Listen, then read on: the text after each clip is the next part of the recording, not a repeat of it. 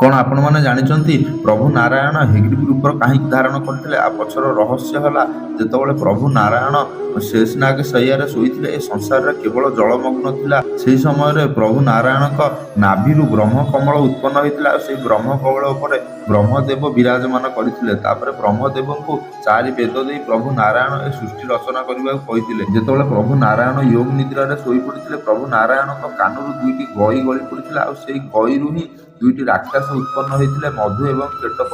ଆଉ ସେହି 2ଟି ରାକ୍ଷସ ମାତା ଦୁର୍ଗାଙ୍କର କଠିନ ତପସ୍ୟା କରି ସେ ବର ପ୍ରାପ୍ତ କରିଥିଲେ ଯେ ଇଚ୍ଛା ମୃତ୍ୟୁର, ଯାହାଫଳରେ କି ବ୍ରହ୍ମଦେବ ସୃଷ୍ଟି ରଚନା କାର୍ଯ୍ୟରେ ବ୍ୟସ୍ତ ଥିବାବେଳେ ବ୍ରହ୍ମଦେବଙ୍କ ଠାରୁ 4 ବେଦ, ସେ 2 ରାକ୍ଷସ ମଧୁ ଏବଂ କେଟକ ଛଡ଼େଇ ନେଇକରି ଅନନ୍ତ ସମୁଦ୍ରକୁ ପଳେଇ ଯାଇଥିଲେ। ତାପରେ ବ୍ରହ୍ମଦେବ ନାରାୟଣଙ୍କର ତପସ୍ୟା କରିବାକୁ ଲାଗିଥିଲେ। ତାପରେ ପ୍ରଭୁ ନାରାୟଣ ହେଗ୍ରିବି ରୂପ ଧାରଣ କରିକି ସେ 2 ରାକ୍ଷସଙ୍କ ସହିତ ଅନେକ ବର୍ଷ ଧରି ଯୁଦ୍ଧ କରିଥିଲେ, ତଥାପି ତାକୁ ପରାସ୍ତ ନ କରିପାରିଥିବା କାରଣରୁ ସେ 2 ରାକ୍ଷସ ପ୍ରଭୁ ନାରାୟଣଙ୍କୁ ବର ଦେବା ପାଇଁ କହିଥିଲେ, ଯାହାଫଳରେ କି ପ୍ରଭୁ ନାରାୟଣ ତାଙ୍କୁ ହିଁ ବଧ କରିବା ପାଇଁ ବର ମାଗିଥିଲେ। ଯାହାଫଳରେ ମଧୁ ଏବଂ କେଟକ ଯେତେବେଳେ ପ୍ରଭୁ ନାରାୟଣଙ୍କୁ କହିଥିଲେ କି ଆମର ବଧ ଜଳରେ କରିହେବନି, ସେଥିପାଇଁ ପ୍ରଭୁ ନାରାୟଣ ତାଙ୍କ ଜଙ୍ଘରେ ଥୋଇକିରି ମଧୁ ଏବଂ କେଟକଙ୍କର ବଧ କରିଥିଲେ। ତାପରେ ମଧୁ ଏବଂ କେଟକଙ୍କର ଯେଉଁ ଚର୍ବି ବାହାରିଲା ତାଙ୍କ ଶରୀରରୁ, ସେହି ଚର୍ବିରୁ ହିଁ ବା ତାଙ୍କ ମେଦରୁ ହିଁ ମେଦିନୀ ବନିଥିଲା ବା ଭୂଖଣ୍ଡ ତିଆରି ହୋଇଥିଲା। ତାପରେ ଏ ପୃଥିବୀ ବସିଥିଲା। ତ ଗର୍ବର ସହିତ ଆମ ଚ୍ୟାନେଲକୁ ସବସ୍କ୍ରାଇବ କରି କମେଣ୍ଟ ବକ୍ସରେ ଜୟ ଶ୍ରୀ ନାରାୟଣ ହରି ଲେଖିବେ।